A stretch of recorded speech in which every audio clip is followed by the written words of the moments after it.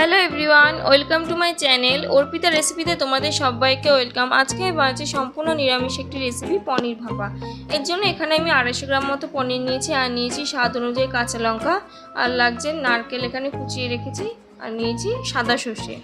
এবারে কড়াইতে তেল দিয়ে তেল গরম হয়ে আসলে দিয়ে দিলাম অল্প পরিমাণে নুন, আর দিচ্ছি 1 চিমটে মতো হলুদ গুঁড়ো, আর এর সঙ্গে দিয়ে দিলাম কাশ্মীরি লঙ্কার গুঁড়ো। এবার খুন্তির সাহায্যে মশলাটা ভালো করে তেলের সঙ্গে মিশিয়ে নেওয়া হয়ে গেলে সঙ্গে সঙ্গে কিন্তু এই পনিরগুলো দিয়ে দিতে হবে, তা না হলে কিন্তু মশলাগুলো একদম তেতে যাবে।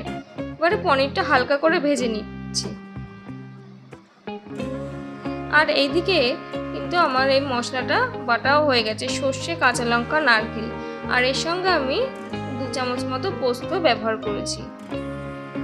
সব একসঙ্গে বেটে নিয়ে একটা টিফিন বক্সে ঢেলে দিলাম। এর সঙ্গে দিয়ে দিচ্ছি পরিমাণ মতো হলুদ গুঁড়ো, দিচ্ছি স্বাদ অনুযায়ী নুন।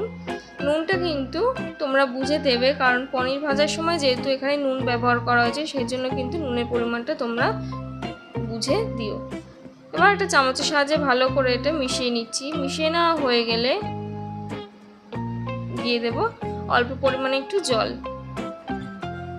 যে মশলাটা বেটে রেখেছিলাম ওই মশলাটা ধোয়াই জলটা দিয়ে দিলাম, দিয়ে আবার এটা মিশিয়ে নিচ্ছি। মিশিয়ে নেওয়া হয়ে গেলে এখানে দিয়ে দিতে হবে পনির ভাজার যে তেলটা ছিল এক্সট্রা, সেই তেলটাও দিয়ে দিলাম। এতে করে কিন্তু দেখো কালারটা এখনই কি সুন্দর চলে এসছে।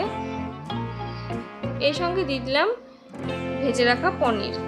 এই ভেজে রাখা পনিরটা দিয়ে ভালো করে এটা মশলার সাথে মিশিয়ে নিচ্ছি, তাতে করে প্রত্যেকটা পনিরেই কিন্তু মশলাটা খুব ভালোভাবে মিশবে।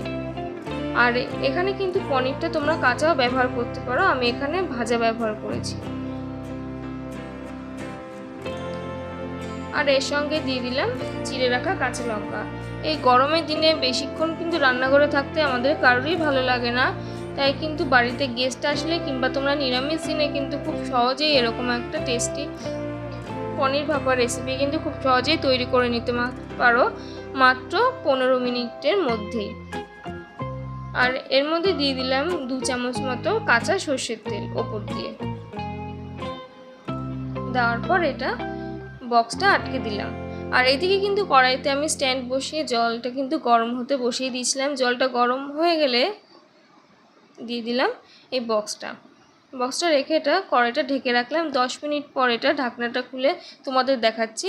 আর আমার রেসিপি কেমন লাগলো অবশ্যই তোমরা কিন্তু লাইক, শেয়ার অ্যান্ড কমেন্টস করে আমাকে জানিও।